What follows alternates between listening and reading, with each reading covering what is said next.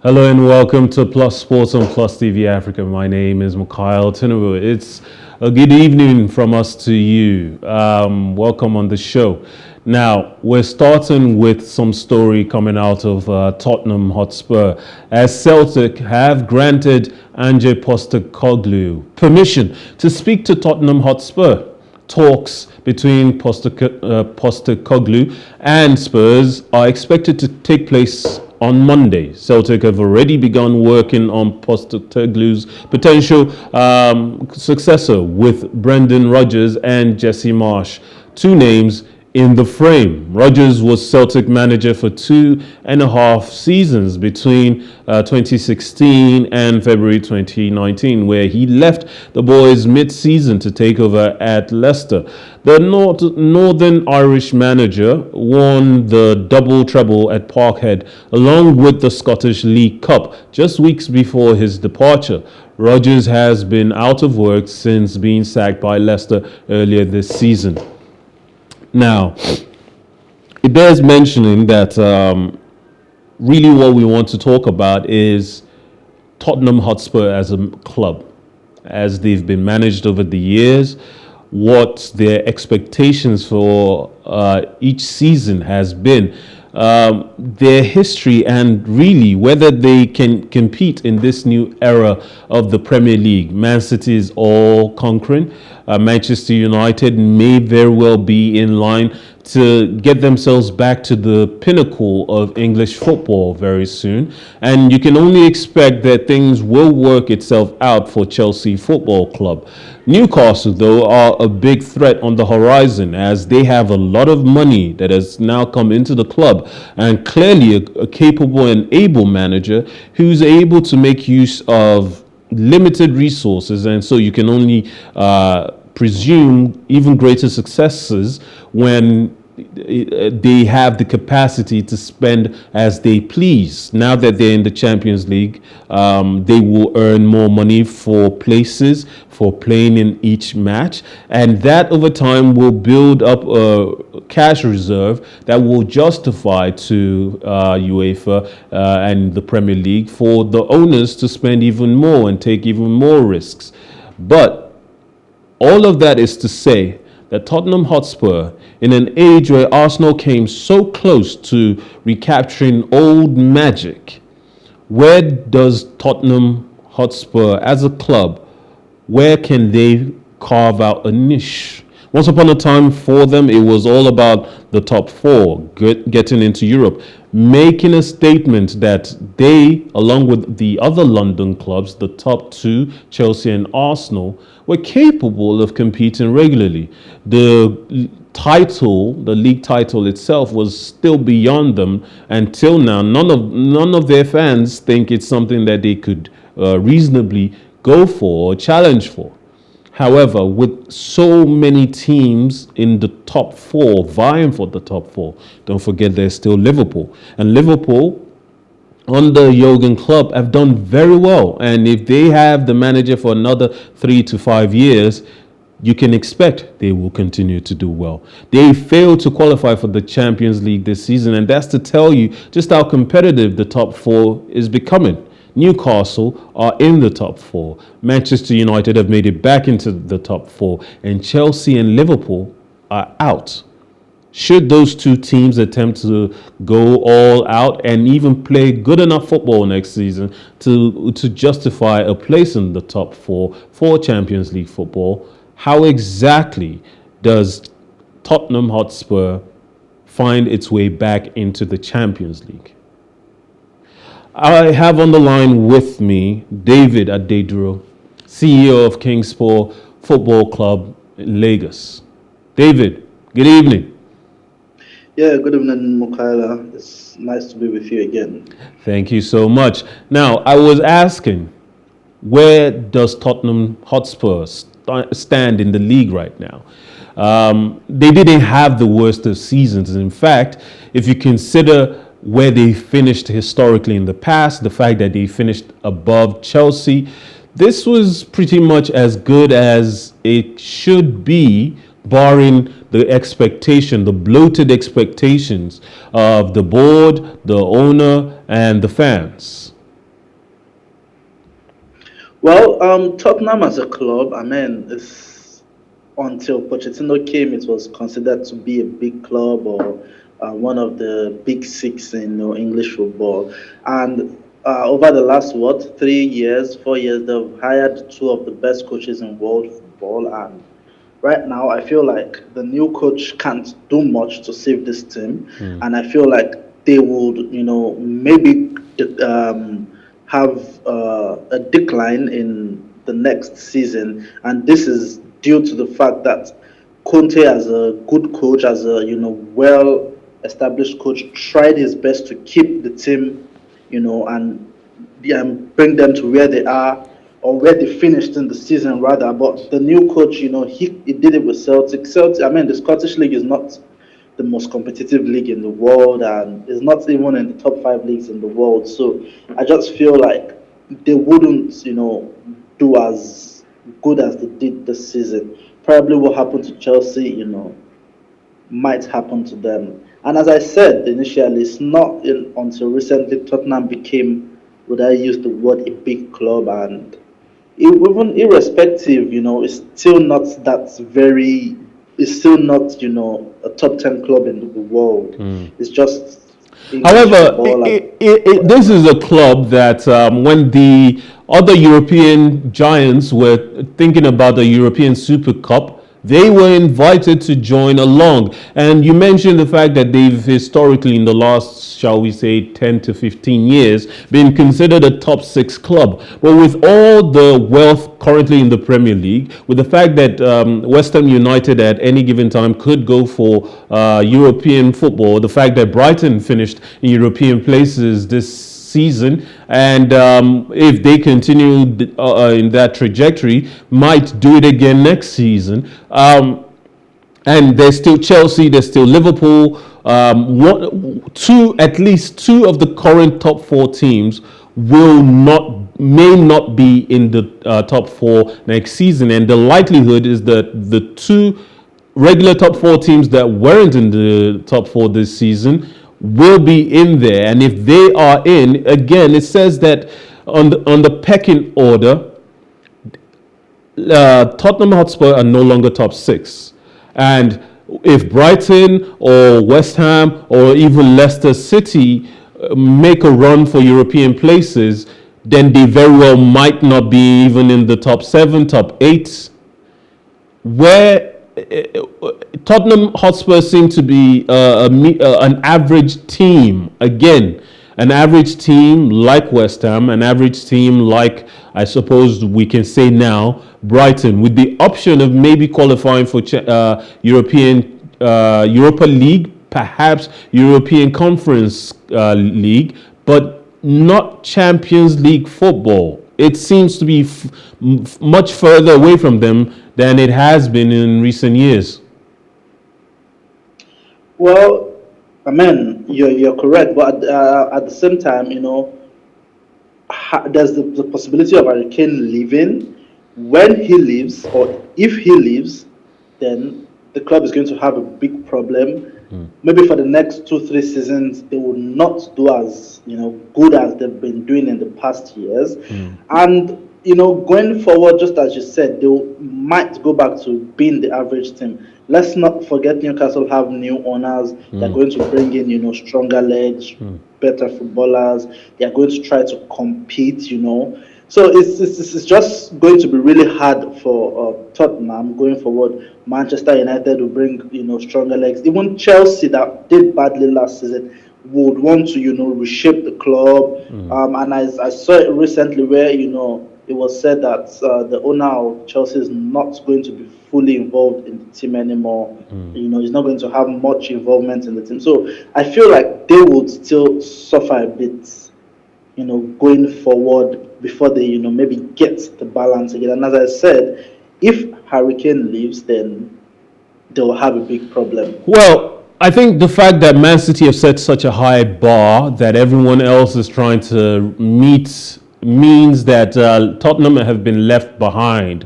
Tottenham do not have the financial firepower of Chelsea, of Newcastle, of Man City, of the old institution of Manchester United, and great club management has sustained Liverpool thus far under a very good, very world-class manager. So even Liverpool, even though they're spending less than their rivals, are still able to keep a pace of them.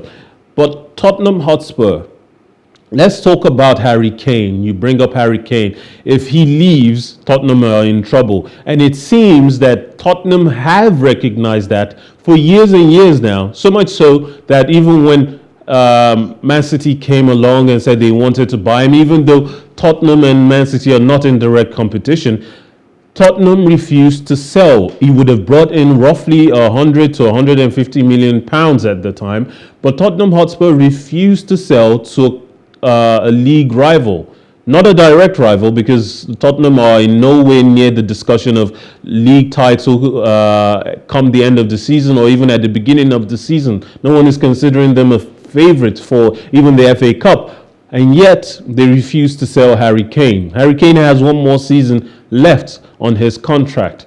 Should Levy let him go now while he still has a chance to make something from the player, or should he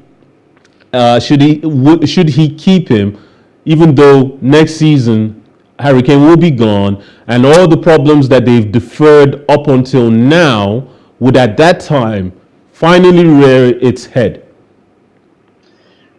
Well, Daniel Levy has been, would I use the word controversial person and all that, but I feel like if he's a smart person, let Kane go, take the money, go back into the market, get a young, good striker, offload some players to get, stronger legs, more talented footballers, and, and you can get this thing done. But I mean, everybody who's worked with Tottenham, I've had an issue with Daniel Levy. So I feel like the man probably has his way of doing things, but it will be right and reasonable for them to just let him go now, make money off him, go back into the market, get a good striker, a striker that can guarantee you 15 to 20 goals a season. And that way they can be good. But I mean, they did it with Gareth Bale, PFA Player of the Year. They sold him to Madrid. When they went back into the market, they bought players who, I mean, we all know what happened when Gareth Bale left. It felt like they bought a whole new 11 and those guys didn't do well. So I just feel like maybe the scouting system, the director of football isn't doing the best job in getting players. I knew Richardson was supposed to go to Barcelona David? from Everton. I think Everton declined. He went to Tottenham, which had one of the. I feel like they should let him go. He doesn't want to leave England because he wants to break Shearer's record. But Tottenham being an English club, and would I say they feeling like they are David? not. David? Unfortunately, we're having issues with David's network or just his audio. But I do want to continue to talk about this Tottenham situation. The fact is, if Harry Kane leaves, there is every likelihood that Tottenham might very well be a team that is struggling against relegation next season. We've seen it this season with even the big boys. Chelsea, as badly as they've been run this season, they were maybe three games out from being in a position where they would be battling for survival in the league. And if I remember there was a report about the fact that if the points won under Thomas Tuchel were taken away and the league started from the moment that Graham Potter took over, that Chelsea would be firmly in the relegation battle. Fortunately, or I should say fortunately for them, that is not how the league is calculated, and they managed to stay up. And by next season, they would expect to do better. They would expect to come back in stronger with the owner taking a step back, with the new structure fully in place, a structure backing a very capable world-class manager in Pochettino. You would expect that Chelsea Football Club would do better next season, which also brings me back to Tottenham. If bad management at that level could bring Chelsea so low, Tottenham are struggling, and they seem to be just one player away from such a disaster of a season. They've been kept up for years now, kept in the running, kept competing based on the fact that they have such a world-class striker that everybody else in the world of football would love to have in their team, but they've put a shackle hold on him and prevented him from leaving to get his dream move to somewhere he could win a trophy and perhaps score more goals. Had he gone to Man City a couple of years ago, we wouldn't have Erling Haaland at Man City right now, breaking every record imaginable. It might very well have been Harry Kane, with all that talent surrounding him, scoring over 50 goals in all competitions. And even this season, with Haaland still being the golden boy, being the best striker in the league, Harry Kane wasn't far off. Sure, he was almost he scored about half of the goals that the Norwegian scored. However, he wasn't playing in Champions League football. He wasn't playing in every single competition. He didn't make it all the way to the final of the FA Cup. And he certainly isn't getting the opportunity to play in the Champions League final against Inter Milan. So again, opportunities are more there are more opportunities out there for Harry Kane. And if he leaves, if he manages to get the move he wants, which he isn't really agitating for, but he definitely does want it. If he gets the move he wants, perhaps to Manchester United, perhaps to Real Madrid, who have been rumored to be interested in him, Tottenham Hotspur might very well be in serious trouble. Years ago, they finished the construction of their stadium, the Tottenham Hotspur Stadium, and moved in. And since then, the club have spent a lot more money, just like Arsenal did back in the day when they moved from Highbury to the Emirates. They've spent money on paying off the debts they incurred in trying to get that stadium up. So you could understand why they might not have gone out and spent £150 million to bring in players left and right. While the likes of Arsenal, Liverpool, Chelsea are able, and even especially Man City and Manchester United, have been able to go out from season and window to window to spend about 150 to 200, maybe even more, million pounds on recruitments, on revitalizing their squad. Tottenham Hotspur haven't done that. The last player that they bought for big money, well, he scored only one goal over the course of the season. I'm speaking, of course, of Richarlison, who left Everton for £50 million. Still, as much as that sounds like a lot of money, in the game of football, you have to spend big to win big. When everybody else around you is spending £200 million, you have to be willing and certainly able to spend at minimum £100 million to stay apace. Unfortunately, Tottenham Hotspur aren't able to do that. If you take out Harry Kane from that squad and Heung-min Son gets injured for a prolonged period, maybe just a month or two, Tottenham Hotspur will not be the Tottenham that started the season. I wonder if I have David Adeduro back on the line with me. David? Yeah, I'm still here. I'm listening to you. You know, it's as I said, it's a very, would I use the word dicey game? Harry Kane has proven himself to be what I would call a world-class striker. He's one of the best strikers in the world right now. But because of the club he plays for, he's not really acknowledged in world football. But when we look at his numbers, when we look at things he has done for Tottenham, he's a world-class striker. If Harry Kane had these numbers playing for Real Madrid, he would probably, always get nominations for Ballon d'Or and, what have you. But just because of the club he's playing for, and that's, why I said initially, he has to leave. He needs to leave. He needs to get that recognition in world football. His numbers are crazy. Harry Kane had 30 goals this season in the league alone. That is outstanding. To be very honest, that's outstanding. If not for Haaland, we're shouting Kane. I don't think anyone scored 30 league goals in Europe's top 5 league this season, besides Haaland.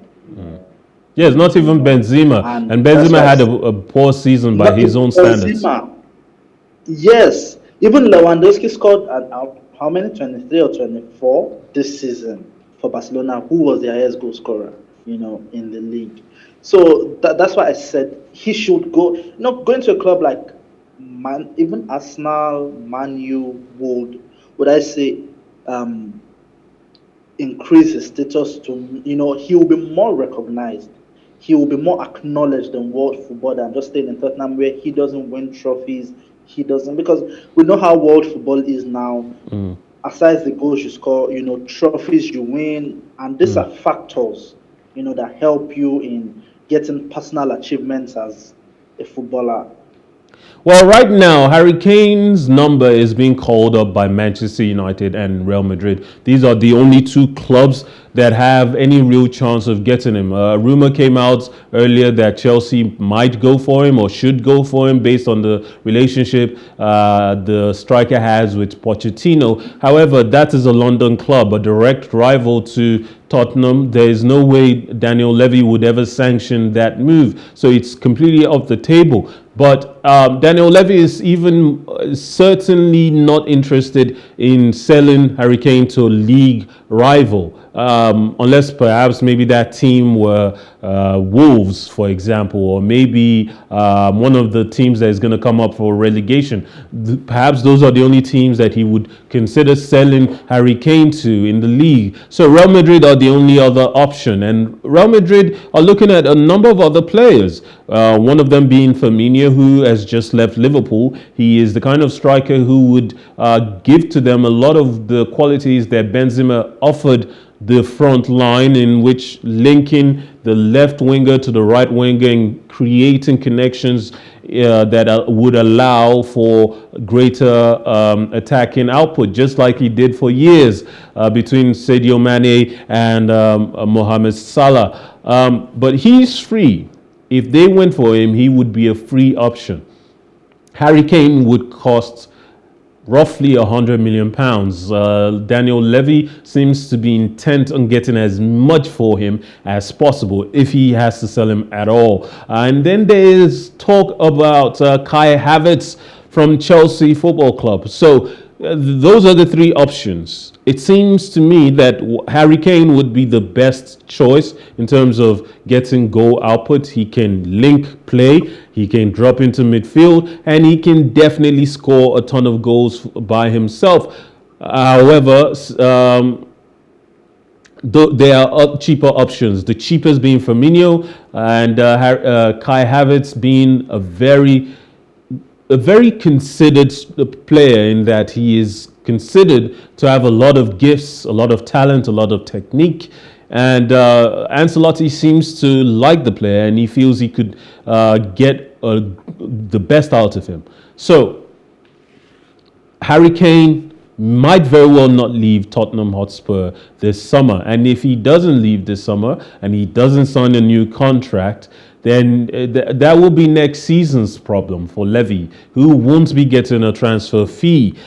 Now that we have Newcastle firmly in the conversation about Champions League football, are we going to see them be a staple? Because once upon a time, Mr. or should I say Sir Alex Ferguson considered that Man City were the noisy neighbors. He said in an interview that not in his lifetime, Man City would never overtake Manchester United. That has happened. In fact, over the weekend, he was in the stadium as he watched his team lose to their city rivals. They've been fully overtaken, and that was brought about by the sheer amount of resources that was available to them. They could go out, hire the best director of football on the market at the time, someone who had worked for Barcelona, and they also went out and got another Barcelona alum, perhaps the greatest manager in world football right now, and perhaps in the future we will be saying he's the greatest manager to have ever managed in the game. Yep. A lot of money. It took a lot of money to get there. The money, the resources available to them is what has brought Man City to this point in their history. Will that be the case for Newcastle as well?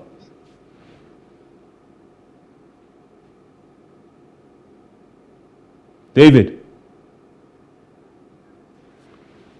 David?